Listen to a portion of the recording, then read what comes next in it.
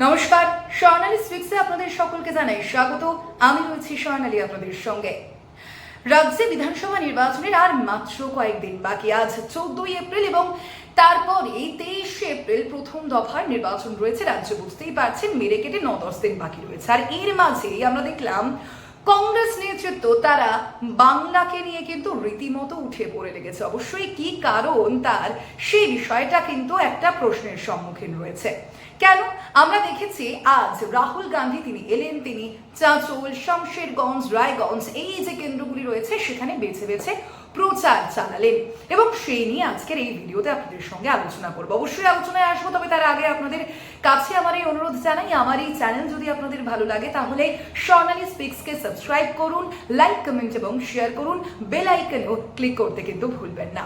আসা যাক আলোচনায়। যেমনটা আপনাদের জানাচ্ছিলাম যে হঠাৎ করে 2026-এর বিধানসভা নির্বাচনে কংগ্রেস এত কেন উঠে পড়ে লাগলো। এমনকি আজকে একাধিক যে জনসভা সেখানে রাহুল গান্ধী তিনি ভারতীয় জনতা পার্টিকে তো দোষেইছে, পাশাপাশি তৃণমূল কংগ্রেস নেতৃত্ব তাদেরও কিন্তু একযোগে আক্রমণ করেছে। খুব স্বাভাবিকভাবে এই প্রশ্ন উঠে আসে, ইন্ডিয়া ব্লকের তাহলে কি হবে? বুঝতেই পারছেন। এবং এই যে প্রশ্ন, সেই প্রশ্ন খুব স্বাভাবিক। তবে রাজনৈতিক মহলের একাংশের মতে, বা যদি বলি বিশ্লেষকরা, তারা কিন্তু মনে করছেন যে রাজ্যে কংগ্রেস মূলত সাইনবোর্ডে পরিণত হয়েছে।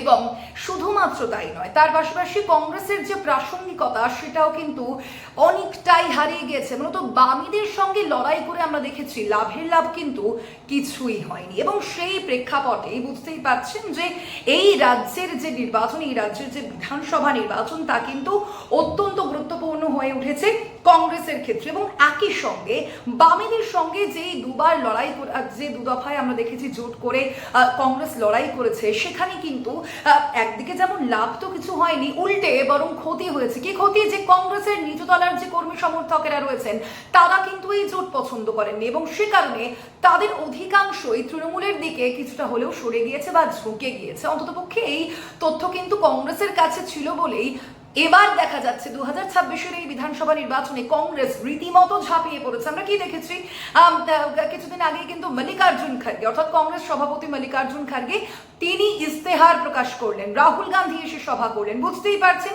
কংগ্রেসের যে এই মুহূর্তের লড়াইটা ঠিক কোথায় গিয়ে পৌঁছেছে। এবং আজ এই বারের যে নির্বাচন, 2026-এর যে নির্বাচন, তা কিন্তু শুধুমাত্র আর বিজেপি আর তৃণমূলের মধ্যে রয়ে গেল না, পাশাপাশি কংগ্রেস এবং বামেদের লড়াই তো অবশ্যই আছে, অর্থাৎ আলাদা আলাদা করে। এবং কংগ্রেসের যে লক্ষ্য যে তারা অন্ততপক্ষে এই রাজ্যের বিধানসভা নির্বাচনের ক্ষেত্রে অন্ততপক্ষে একটি আসনে তারা জয় চাইছে।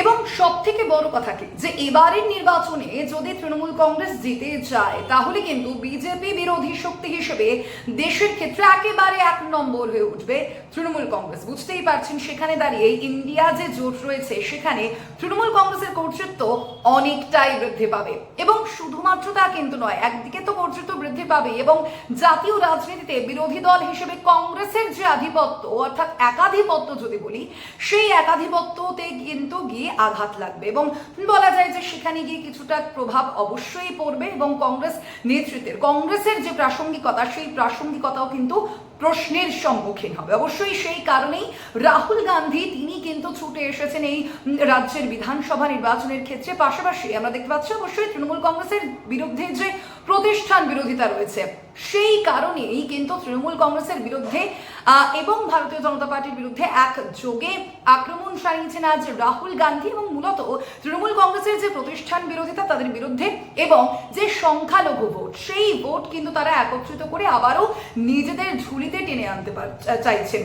আপনাদের প্রথমেই বলেছি যে এবারের নির্বাচনে যদি অন্ততপক্ষে একটি আসনও তারা পায় তাহলে নিচুতলার যে কর্মীরা রয়েছেন তারা কিন্তু অনেকটাই উজ্জীবিত থাকবে এবং আবারও যে প্রাসঙ্গিকতা, সেই প্রাসঙ্গিকতা কিন্তু ফিরে পাবে কংগ্রেস। এবং সে কারণেই কিন্তু আমরা দেখতে পাচ্ছি রায়গঞ্জ বলুন বা শামশেরগঞ্জ বা চাঁচল, এই বিভিন্ন জায়গায় কিন্তু কংগ্রেসের নেতৃত্ব তারা কিন্তু বেছে নিয়েছেন এই রাহুল গান্ধীর এই জনসভার জন্য। আমরা দেখেছি মূলত এই যে চাঁচল বা শামশেরগঞ্জ এবং রায়গঞ্জ, সেখানে কিন্তু রায়গঞ্জে এসে অর্থাৎ প্রিয়রঞ্জন দাসমুন্সির যে কেন্দ্র, সেখানে এসে প্রিয়দার কথা উল্লেখ করেছেন রাহুল গান্ধী। দীর্ঘদিন তার মুখে এই যে প্রিয়দার নাম কিন্তু আমরা অবশ্যই শুনতে পাইনি। এই রাজ্যের প্রেক্ষাপটে, রাজ্যের বিধানসভা নির্বাচনী আবহে প্রিয়দার কথা মনে করা বা প্রিয়দার স্মৃতি রোমন্থন করা কিন্তু অনেকটাই গুরুত্বপূর্ণ বলে মনে করছে রাজনৈতিক মহলের একাংশ। পাশাপাশি আরো একটা বিষয় যে আপনাদের জানাবো যে যেহেতু বিজেপি অর্থাৎ ভারতীয় জনতা পার্টি, যেখানে আমরা দেখেছি একেবারে প্রথম পারের যে ভোট শতাংশ ছিল তাদের এই রাজ্যের ক্ষেত্রে মাত্র 4%, সেখান থেকেই কিন্তু তারা 40% এসে পৌঁছেছে।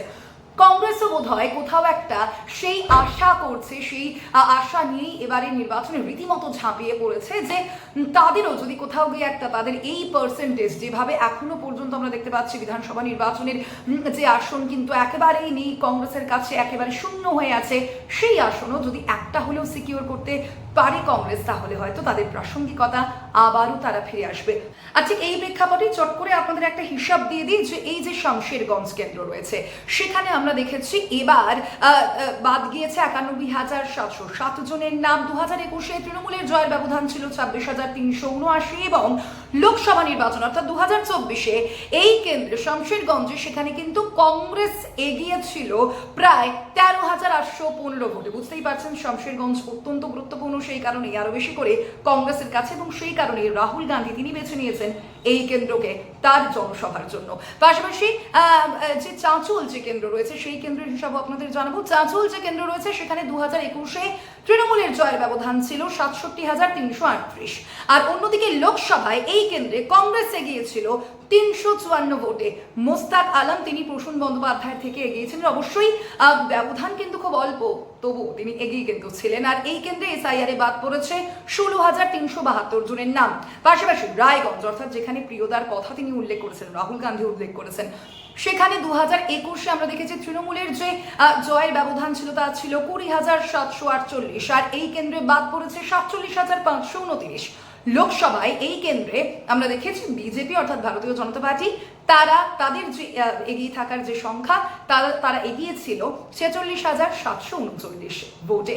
বুঝতেই পারছেন যে এই তিনটি কেন্দ্রের হিসাব আপনাদের সামনে অবশ্যই রেখেছি। রাহুল গান্ধী কেন হঠাৎ করে মরিয়া হয়ে উঠলেন, কংগ্রেস নেতৃত্ব হঠাৎ করে কেন মরিয়া হয়ে উঠলো, এবারের নির্বাচনে কেনই বা তারা এতটা ঝাঁপিয়ে পড়লো, সেই কারণটাও কিন্তু কোথাও গিয়ে আপনাদের সেই তথ্য ইতিমধ্যেই জানিয়েছি। একাধিক যে কজ রাজনৈতিক বিশ্লেষকরা মনে করছেন, সেই কজ কিন্তু আপনাদের সামনে রেখেছি। অবশ্যই আপনারা কি মনে করছেন সেটাও আমি জানবো, জানান আমার কমেন্ট বক্সে। আজ এ পর্যন্তই, তবে যাওয়ার আগে আরো একবার আপনাদের কাছে অনুরোধ জানাই, আমার এই চ্যানেল যদি আপনাদের ভালো লাগে স্বর্ণালী স্পিক্সকে সাবস্ক্রাইব করুন, লাইক, কমেন্ট এবং শেয়ারও কিন্তু চাই। ধন্যবাদ, শুভরাত্রি।